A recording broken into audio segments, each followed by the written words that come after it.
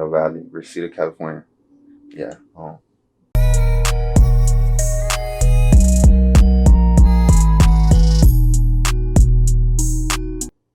My clearest childhood memory. Playing football, like that's probably even where I get the whole work ethic for the music. Is just structure of football, like I said earlier, like having structure. So football, like clear as day, playing ball.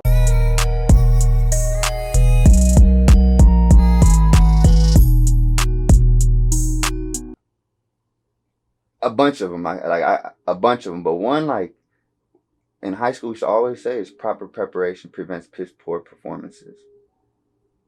And to this day, I'm like the whole setting up of the cameras. You like, thank you for the patience. I'm like, bro, I don't even care. Take your time, because that's how you're gonna get the best result. You know, like just make sure you prepare right, do your homework. You know, so like that sticks with me like to this day.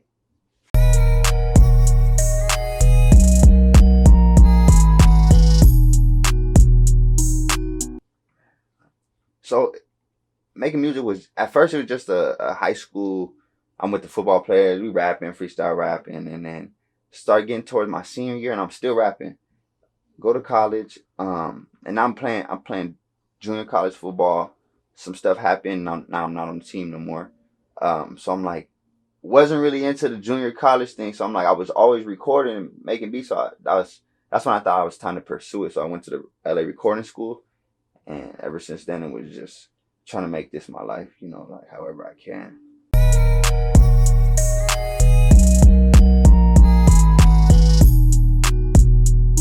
I think at first when I started, it was just the I had a homie mixed by Crook. Everybody probably already knows who that is.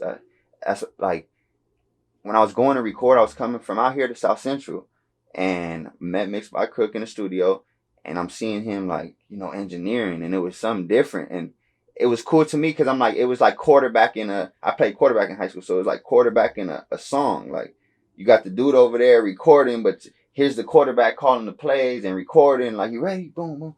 So I asked him like, so how'd you learn this? And he told me about the recording school, and I probably the next week I went to a like open house to see what it was about, and I was like, I wanted to do this.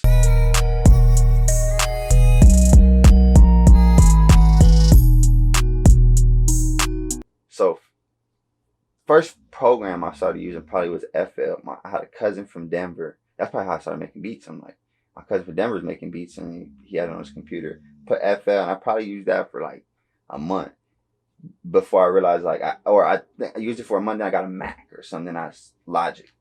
So now I'm using that. I didn't have no mic, nothing. I was at Best Buy, and there was a Samsung. I don't even remember, but it was a Samsung box with 2 speakers and a microphone. And the microphone didn't have an interface, but the speakers had an interface on the back of the speakers. So you would just plug the microphone into the back of the speakers, and you damn near have a whole setup, so that was my first setup, and I'm like, I felt like I had a real studio, 2 speakers, microphone, and I was just like, that was my first setup. I would have still had it low key, like.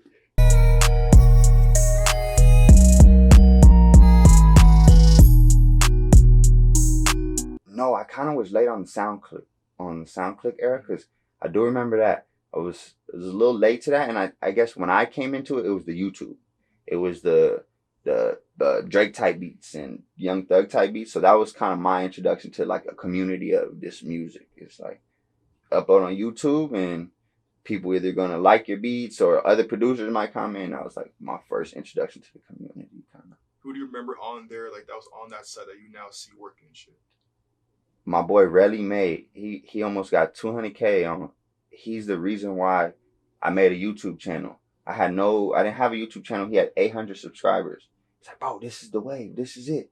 You make beats. Your beats are dope. Because at first he found me from Instagram. I was just making beats on Instagram and posting like a picture of the speaker, just the cone, like how producers do. And he was seeing my beats, and then he's like, I got 800 subscribers. Hop on this. I think I said, nah, I ain't doing that. Nah, that's corny. Nah. Then he hits 1,000 subscribers, and then he's like almost at 2,000. I'm like, damn, what the hell? So I think I hopped on when he was at like 2,000, and before you know it, he hit 10,000. So I'm like, oh, I got to do this. I got to do this. This is the wave. And yeah, so he was like my main first person that I met that I'm like, okay, this community of like, there's a producer community. You know, that was like my first introduction to that, man. My boy Weiler was another one. Like, hopped on, even probably, I think Weiler hopped on after me on YouTube, and now he kind of found a lane where it wasn't beats for him, but it was making the melodies. And that was dope to see, you know, like he figured out like, all right, well, no one's really, I don't know if it was no one's fucking with my beats, but I make really good melodies. And that was his little, you know, so that was dope to see that.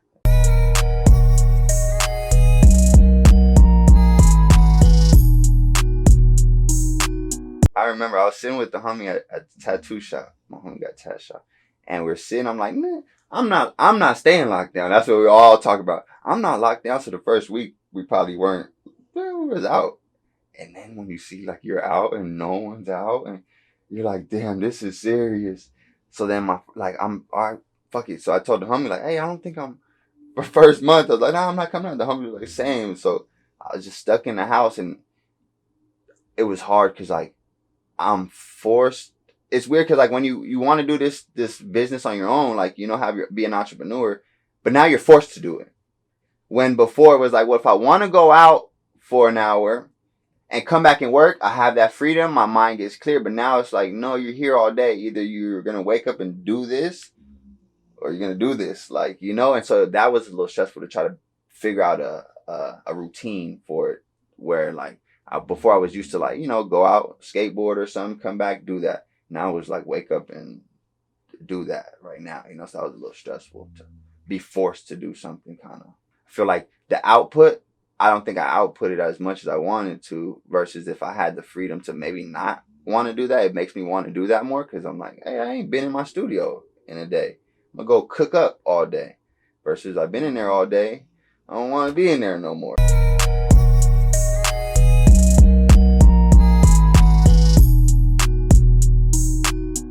The mask thing and like, I guess more mentally was like the back and forth between like the whole, oh, if you're not wearing a mask or if you're not vaccinated, like that was more stressful than actually just having to be home. You know, it's like, oh, I can't go into the store because I don't have a mask or like now it's like they're damn near gonna do the same thing if you don't have a vaccine or something, you know. So that's the more stressful mental thing on it for me than staying home kind of like it's like, damn, they tripping on every little thing on top of me staying home. Like,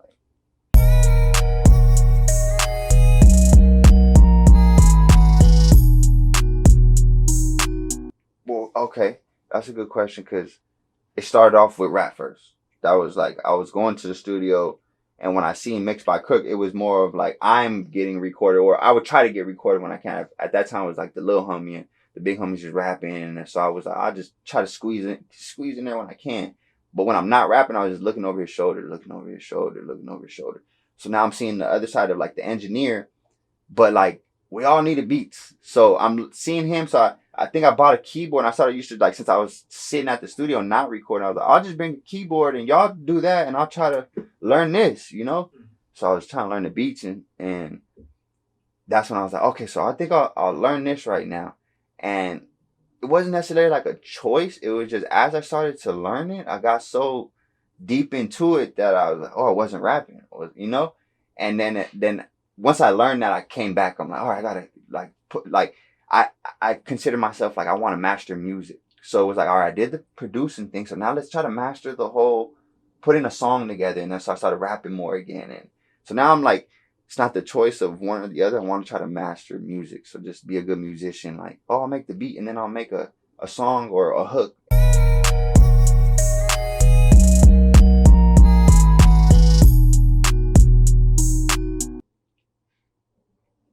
A producer's mind, like you're more like you're like customer service geared, and even if you're not selling beats and you're just a producer for artists, you're like it's customer service. It's oh, I don't like the way this is, or can you make the intro longer, or I need a longer hook or verse, you know. So you're always like have to be like providing that good customer service, you know, helping them out. On the flip side, artists, you're more like it's branding, it's marketing, it's being yourself or who you are, like showing that side of yourself, you know. So like yeah, I would say that's the biggest difference. Like being an artist is more about like branding and showing who you are. And not to say that producing isn't, but I think to really get your foot in the door as a producer, it's more network and customer service and being like good with your like words and stuff, you know, being able to communicate with people. I think that's the big difference. Because rappers don't have to, you don't have to communicate with nobody. You could be in their own world, basically. Exactly. You could tat your face up, do whatever you want, sit in the corner, and then put me on the fucking mic, and do whatever, you know. And people will gravitate because you're you, and that's what it is. It's your brand, it's you, and that's how you are. But for producers, I feel like if you tried to do that, I don't want a beat from him. If you're not walking with your laptop, like, bro, let's work. Yeah, you know. And I really do agree that being a producer is you have to do the branding part too. Like Metro Boomin does a great job at dressing up, showing his face and stuff. But I'm sure he's also behind closed doors. He's communicating and doing all that, you know.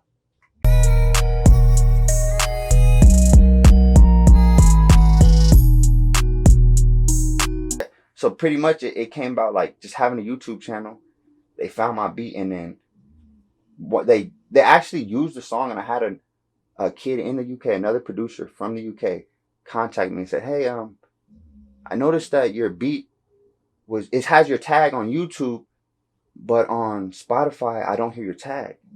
I was like, "What the heck? What is that? What do you mean?" So I'm like trying to figure it out, and that's when I hit them up. I'm like, "Hey, I think y'all used one of my beats and had someone remake it. I don't know." So I had the video taken down, and it was like a whole little mess. But then we became like you know, partners now, like, because they understood like I was serious about my beat, and you stole my beat. And so after that is when we became we built a relationship, and then next song became Rap Save Me, and then other songs after that. So, and then other artists from the UK too. Come fuck with us, we the realest in the south. Cross the line and Ricky go tape up your house. Ooh, that cocaine on the table like a mountain. I need that money so high that I cannot count. Ask the nitties and they'll tell you what amount. It's no secret, yeah, we really been about.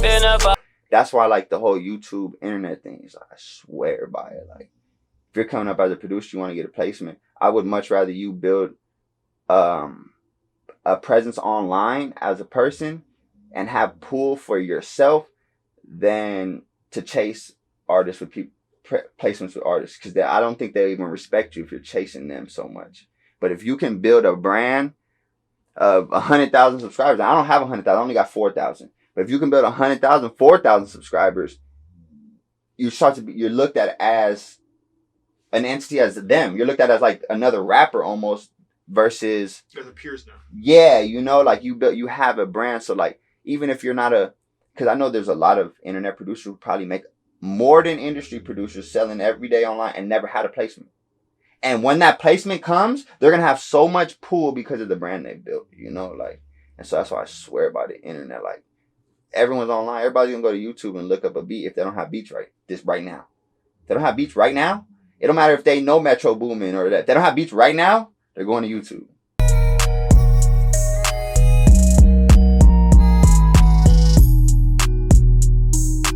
That was cool. Another YouTube thing. And at that time though, we were both kind of nobody. You know, like, I don't even think he had 20,000 or 30,000, maybe 30,000 followers. Same with D-Block at the time. They only had 30,000. And he found it. And I guess because of the fact that we both felt like we were on the come up, we were on FaceTime. I was like, "Bro, I got you. You gonna fuck with this." And that's all he was telling me. Like, you gonna fuck with this one, like this one hard. And then the song came out, and it was Teflon Flow.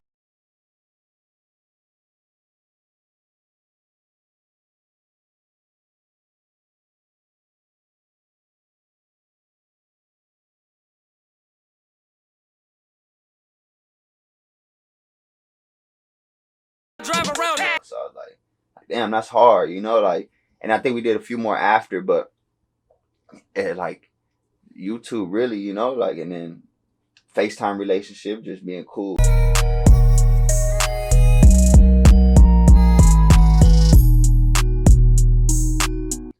Not really, no. I can't play the piano or the guitar like that. Piano a little bit. At the recording school, I took one class, was like was on a month long, and it's like the smallest like music theory, you know. And I think the most thing I took from it was little like piano theory, because like I don't know much about music theory, but one thing I learned to make it easier about the piano is like it's repeating 12 notes. So if you could just learn 12 notes on the piano, it's just gonna repeat higher and lower, you know. So that helped me a lot, really. Like, but I don't know too much music theory like that. Do you think it's important for producers to know that, or do you think you get by without it? Nah, I don't. I think you'll get by it. Like, there's so much stuff in these programs where like some kids don't even use. They'll just click it in on their computer all day long. You know, like you're like, damn, you made that melody. You didn't touch a piano or a guitar, and it sounds like it came out of a real guitar. I don't think these kids need to know nothing. Like, they just need to know. Like, I think it's big on like same probably for you. I think if you the more you learn your program, doesn't matter which program, Logic, Pro Tools, the more you know that, the more you're like, the better you are. Like, 'cause that's your key to success kind of in the music industry. And same probably with editing photos.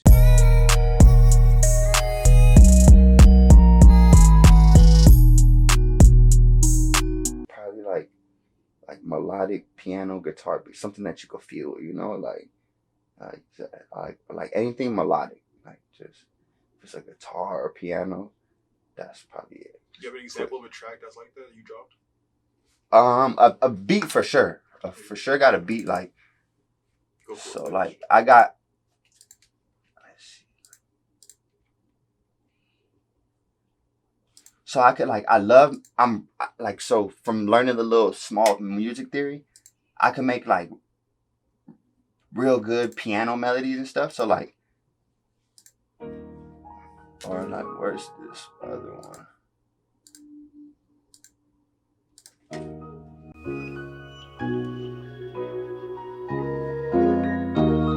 So like piano, bass guitar, like almost sound like all live instruments, you know? More soulful type of shit. Yeah, stuff like this is like what I like to make a lot, really. Teflon Kwam.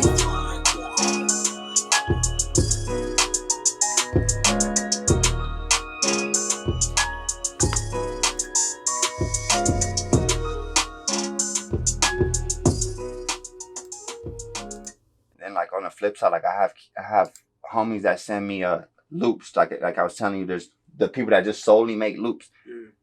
And like if I hear a loop like this one I'm about to play, I'm almost always gonna use it. You know, like if I heard a guitar loop like this, I'm finna use it. Like, yeah, it's hard. Like, and so he sends me stuff like that all Sing in the background, just crying and the shit. voice, yeah, like so stuff like this. The minute I hear it, I'm like, I need that. I need to use that.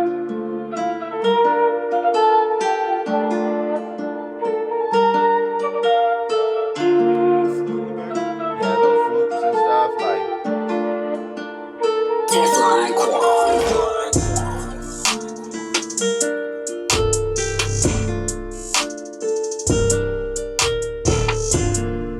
I ain't gonna lie, if Doobie respond, I'm sending this. That was so hard. Yeah, if he was respond, so I'm hard. sending this.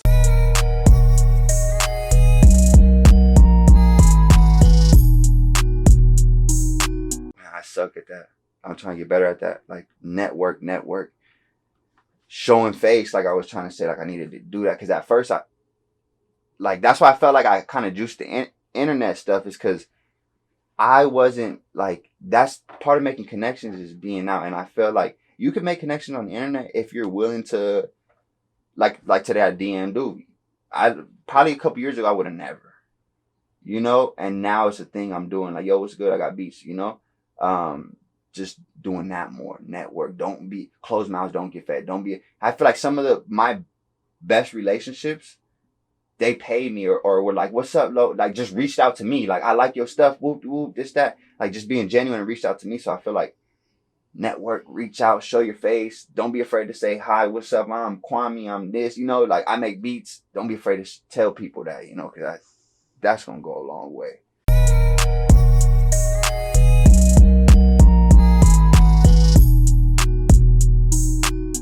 Man, now the level of production is really rising. Like this little loop you just heard, there's kids just making loops just like that loop. So like it make it easier for big producers. Like if you got people sending you loops, all I gotta do is put drums on it. So now these people making 10 beats a day because they'll get 10 loops that are sick. All I gotta do is put a hi-hat, clap, 808 kick. It's done, you know? So like the production quality is really rising, and it makes it like harder and easier to get placements, because if your beats are good, it's easy for you to get the placement, you know? But it's harder because the production is rising. You got 13 to 15-year-old kids could do what a 26-year-old, or probably do a Southside from 808 Mafia is doing. He's 13 in his room cranking them out. All he got to do is go to school, come home, finish his homework, and now he could just do whatever the fuck he wants the rest of the day, you know? And you got bills, you got a rent, you got this. You can't keep up with that damn near, you know? So now little 13-year-olds and little 15-year-old high school kids coming out of nowhere just because the quality's going up, and it's, you know, like they're putting that work in.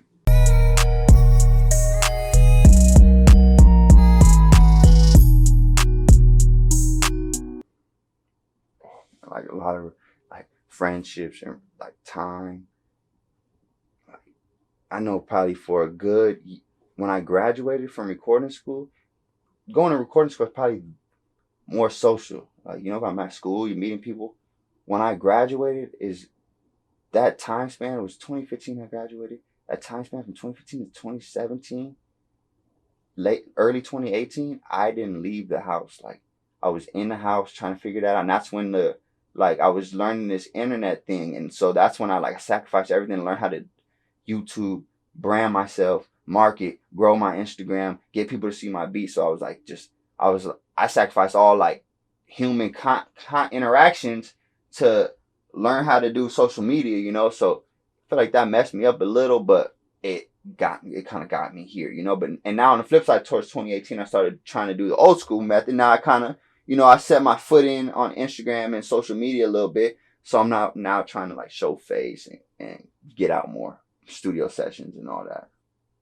Yeah, the real ones, I probably had like one or two who just knew, like, I knew the whole time you was working. I never once questioned you was being a weird friend or nothing like that. They knew the whole time I was working on my craft. So it was never no hard feelings. But then there's those ones where it was like, they're looking at me as if I'm wrong. Like I'm like not a good friend or something. It wasn't that. It was just, I needed to do this for myself. I needed to learn this. And there was a handful of people just didn't understand.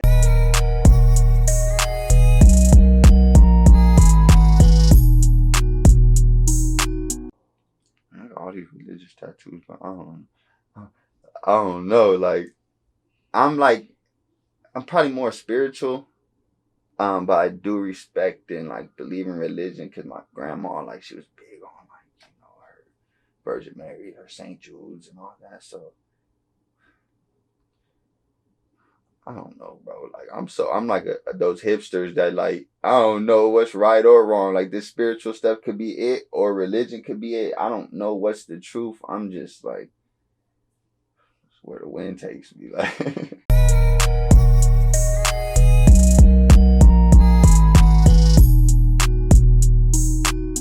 man, my first few milestones were like my placements, and I'll like explain that. But like at first it sucks. Is like I didn't really go into this with one, and I think that might have been better for me because I didn't come in here with no expectation, a milestone to reach.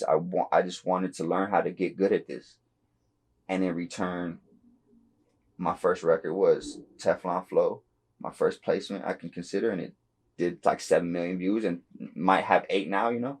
And then a year later, D Block Europe, Large Amounts, and that did 13 million, might have more now.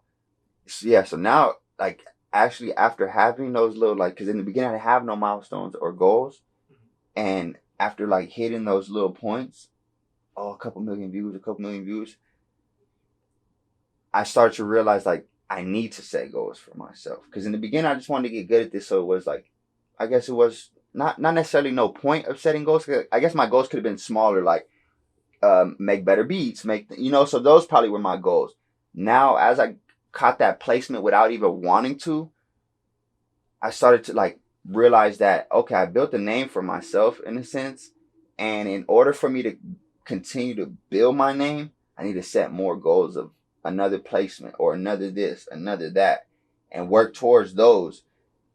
or else it's like, how do I just expect another Teflon flow to happen? Just keep uploading, because now I feel like I'm at a point where I have to set these goals. So my goals now are like, more placements. Getting like, I think for this next 6 months or the upcoming year, I just want to like be more consistent. Try to be on more of the artists that I have worked with. Try to be on more of their upcoming albums or whatever. Because I feel like after I did my placements, caught my placements, I wasn't on. There was like probably a couple little albums I wasn't on with them, and that was probably a fault from me not having a goal and putting in that work to chase it. Because if I'd have, like, what I would tell a producer now coming up after you catch your first placement is your goal should be trying to get another one, and don't try to get. I wouldn't try to get another one with get another one with that person. Like try to get one with, like, for me. With the Cdot Honcho, it was more of a business move where I didn't continue to work with him because it was all rah trap, and I was saying, I like more melodic stuff, and so now I would like we weren't on the same page, kind of outgrew each other, and that was fine. But where my mistake happens, where D Block, I have the perfect beats for y'all, and I messed up by not just flooding their email when I caught that placement. I expected that. Oh, I caught the placement, they're going to hit me the same way they got the beats the first way and just hit me when they need them. No, you need to put that work in, have a goal, set it, maybe send them a beat, 10 beats a month, every month. And that could be your goal from after you caught that placement with him, because now they know your name. So set a goal, say, hey, after I caught that, every month from here on out, they're going to get 5 beats from me. So now every month you got 5 chances, 5 at-bats, and that's where I slipped up. I didn't have no goal, and I was still new to it, so I didn't know how to do it again. How am I supposed to replicate this? But that's how you do it. It's like, they know you now. They're going to open your email because they know your name. So, but like, don't let them get too far to where now they got everyone sending them beats and now they don't open your email.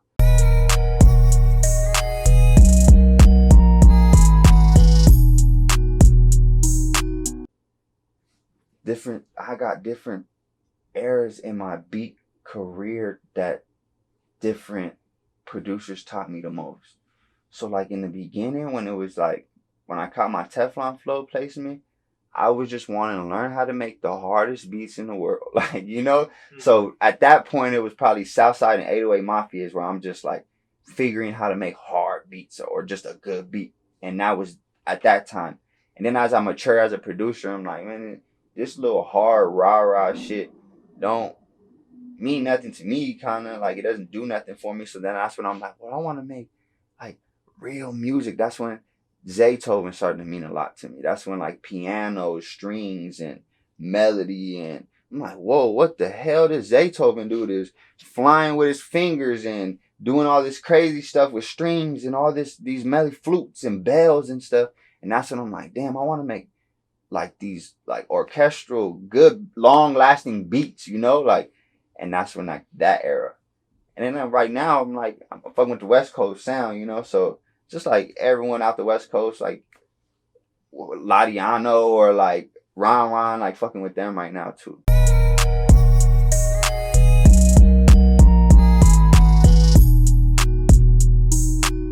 Zaytoven, my favorite producer, like from the melody, because I love him too, because he's from the Bay and moved to Atlanta. It's almost like how I started making trap beats and then I'm doing West Coast beats too, like he has this bounce that is very West Coast that people don't really understand. It's still trap beats. He uses all trap drums. He uses the Zay 808s, and he doesn't use no basses that West Coast basses use, but his bounces are very similar to a West Coast bounce. Just have melodic pianos and strings on them and not a synth, like. So that's why I love Zaytoven.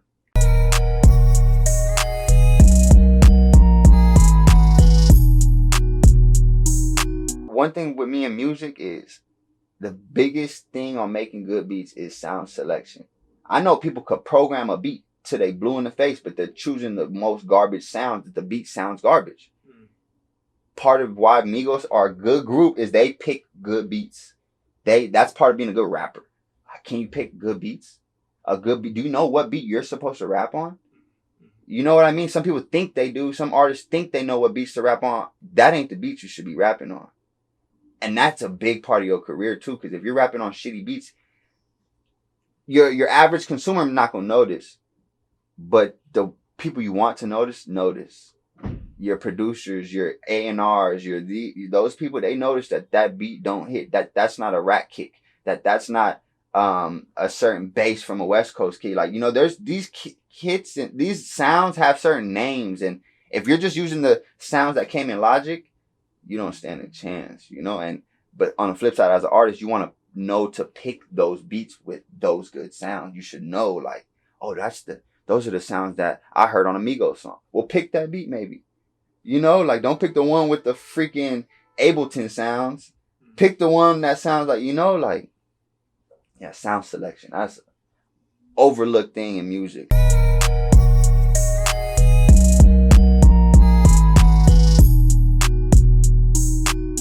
Probably, like, I probably would still, like, there would be nerves, but, like, when it came to just making a beat or pulling up beats, up until probably, like,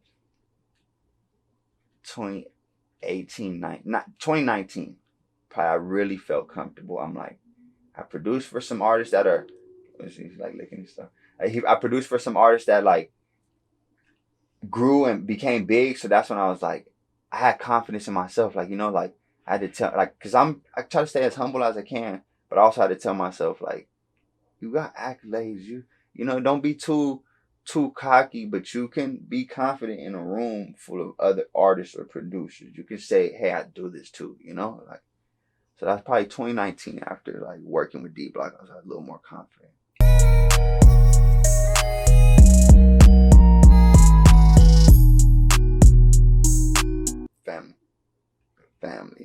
Family and friends, like, just mainly family. My family first. Big on family. That's all you got, I feel like, at the end of the day, like. Do your family friends support what you do?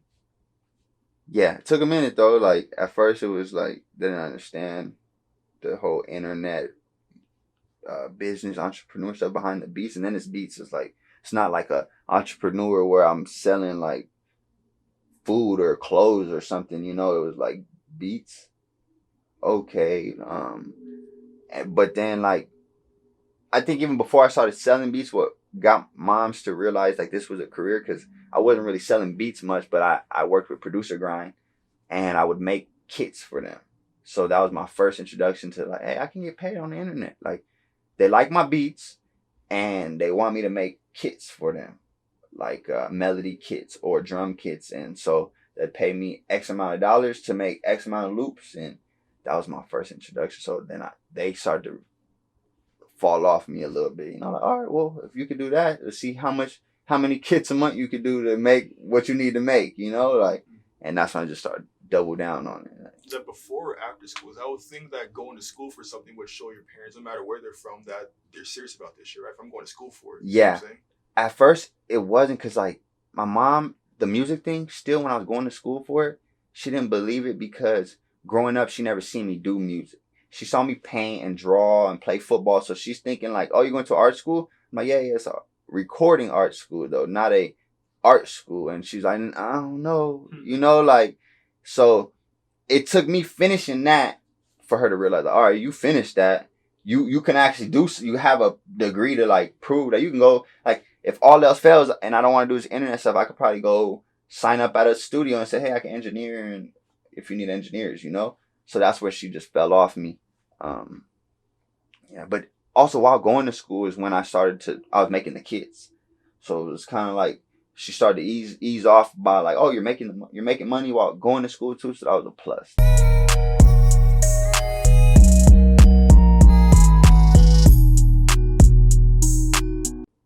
So when it came to making my own music, I wouldn't say I'm as meticulous as making beats. I'm a little more like, I just try to, like done is better than perfect to me. So I try to just get my music out, but I'm more meticulous with putting my music out. Cause I think that's where, like, you can make the best music in the world and put it out, but if you're putting it out to blind ears, it doesn't go nowhere. So I'm like, I got more meticulous with, like, learning how to or studying and trying to figure out how am I gonna put this out there in a manner to where every month it takes a level up, and not just, okay, no views, okay, and I put another one out and no views. And that's kind of like why I pulled back on putting stuff out. Started to like research, because put 2 songs out. I know I didn't do videos or whatever, but I didn't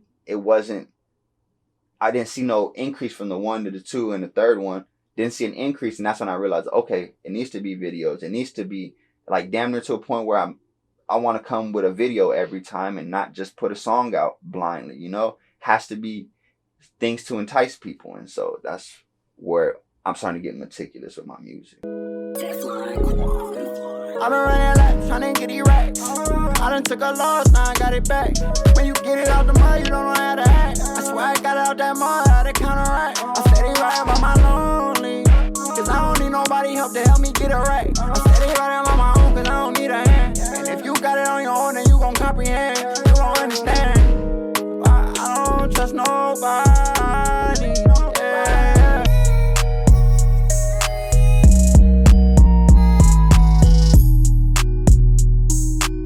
Yeah, I say that to artists that come in here, like, whether it's their first time recording or like they've been recording, they're always like, all right, I'm finna drop an album, I'm finna drop a tape. And Nobody's gonna care, bro. I'm like, yeah, you're gonna drop 10, like, you're gonna drop 10 songs and get 10 plays, and you're gonna be mad. When you could drop 1 song and get 10 plays, and drop another song and get 10 plays, now you have 20 plays. Versus somebody just skimming through a whole album. You know, you get more of a genuine chance with just 1 song. Because also too, when you're nobody, you can't get people to listen to 5 songs, 10 songs, 1 song. Yeah. You can get people to listen to 1 song. Like I can say, hey, can you please try to listen to this 1 song? I can't say, hey, can you listen to my whole album?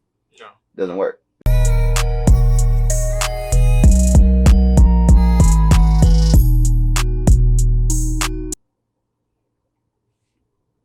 Like, to kind of like not be so, not to like kind of lose your insecurities and stuff, like, cause like I was saying, I get meticulous with putting music out, but sometimes it's not necessarily because I'm meticulous, and it's more so of an insecurity of what people think.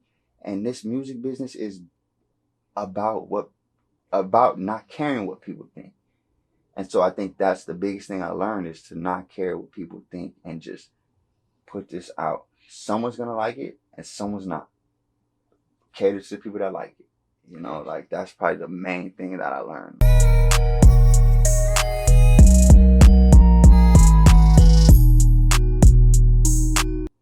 Don't be afraid to reach out, network, like, don't like, so, but first things though, make sure you gotta ask yourself, is your craft good enough? Because you don't want to be out here networking and then your craft ain't good enough, because your first impression is everything. So if you got the first thing in check, boom, I'm good at my craft. Speak, talk to people. Hey, I got beats. Hey, my name is this. Can I get your email? Reach out. That'll be probably take you the furthest. You know, collab with other producers. You know, don't be afraid to do that. Like, because in the beginning and I just get this from growing up in LA. Like I'm not speaking to certain people. I speak when spoken to, and that fucked me over on the internet. It ain't the same on the internet. These ain't like gang members and street kids and stuff like that on the internet. You don't have to just hope they speak to you. No, you can just say, hey, what's up? I got beats for you, you know, like, and that's gonna go farther. So like that probably is my main thing to like LA kids. Like, if you're an LA kid producer, I know how you probably might have been raised to, you know, you stick to your own little circles and stuff. Reach out to people, you know, because I feel like you got certain little white boys in X states that just don't care, you know, and they reach out, and that's what get them to where they need to be.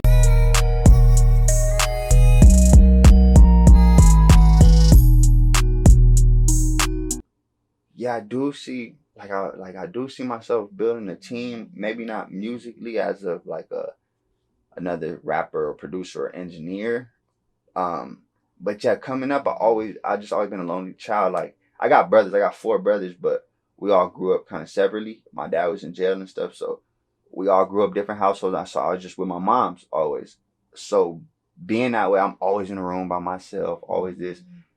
If I got in trouble, by myself, even when I used to get in trouble, I think that was another part where my moms never used to get mad, is because I got certain little cases when I was a kid. I was 15.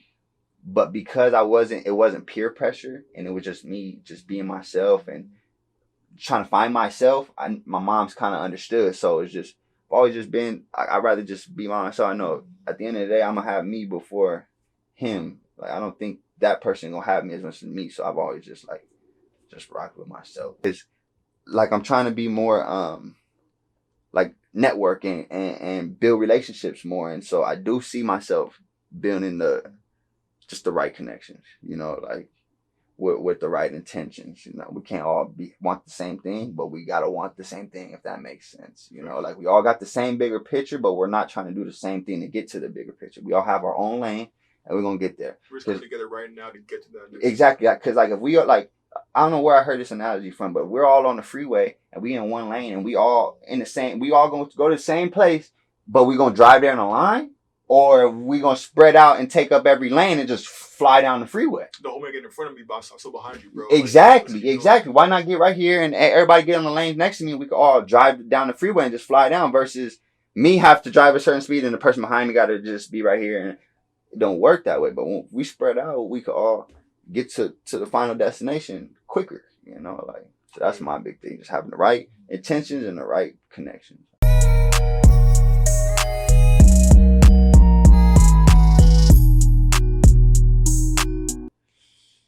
Like my family, like, cause sometimes, like, and even to them, certain, like, I got little nieces, like, not nieces, like cousins and nephews and shit that are like, to me, it's not the biggest accomplishment, but 1 million views to my cousin is like, what the fuck? Like, you got 1 million views, dude. How the fuck you get 1 million views? Like, yeah, you worked with a person with 1 million followers. Like, how are you doing this? And that just keep me going. It's like, I just want to keep trying to make them proud. And like, at first they didn't, like, even my family at first didn't understand it. And then you get 1 million views and you're like, aha, I told you so, you know? And then, so like, just seeing the switch up, or seeing the like, oh damn, how'd you do that? Or keep doing that. It just, that's my motivation to keep doing it.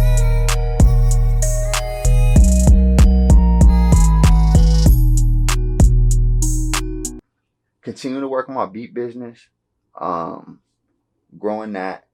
And then I want to start to put out music more consistently, like be more of a artist, so to say. So if I can get, if I stay grinding on my beat business to where it starts to take like cruise control and, you know, control itself a little more, then I want to just dive all in with just being an artist and doing all whatever comes with that.